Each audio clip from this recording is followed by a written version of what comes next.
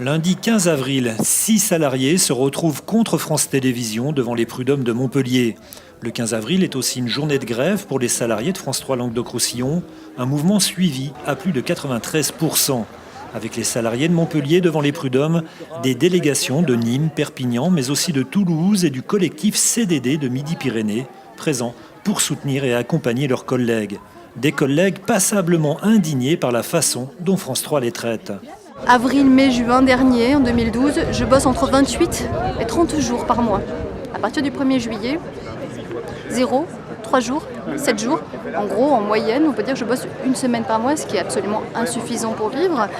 Et surtout, on ne m'a pas averti que cette situation allait arriver. On m'aurait averti l'hiver dernier, l'hiver 2012, bien sûr, que effectivement l'entreprise avait de graves problèmes économiques et que, naturellement, la première variable d'ajustement, c'était les CDD.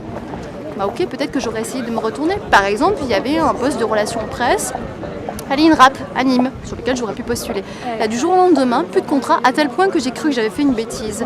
À la barre, chaque parti fait valoir ses arguments, requalification et intégration du point de vue des salariés, indemnité minimale du point de vue de France Télévisions, un moment pas toujours facile à vivre. C'est violent, c'est assez éprouvant parce qu'en fait, en quelques secondes, on balaye ta vie et des années d'engagement, de travail, de temps donné, de missions accomplies, de volonté à bien faire les choses en deux coups de cuir à peau sur une virgule dans un contrat ou une fois que tu as refusé, une fois en 15 ans. Et on fait le focus sur ça. En fait, c'est assez éprouvant, c'est réducteur. Hein. Chacun a ses arguments, mais il faut espérer en la justice quand même et qu'à un moment donné, il y a quelque chose qui va se faire au niveau du droit qui est juste, quoi. Depuis des décennies, France Télévisions utilise CDD et intermittents. L'entreprise a même créé un logiciel maison pour ça.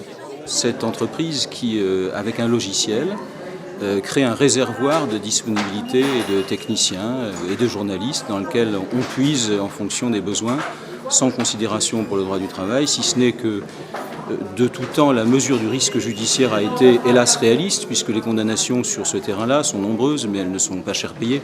Et par conséquent, ce système, effectivement, vaut la peine d'être maintenu jusqu'à ce que les juges alourdissent sérieusement leurs condamnations et pourquoi pas, prononcent des réintégrations.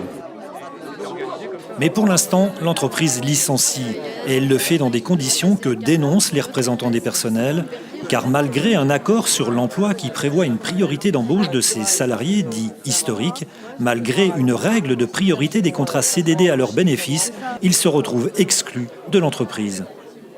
C'est le démarrage d'un long processus judiciaire, j'imagine, sauf si leur employeur reconnaissait cette situation enfin et mettait fin à ce trouble social important en mettant en place des solutions alternatives à la procédure.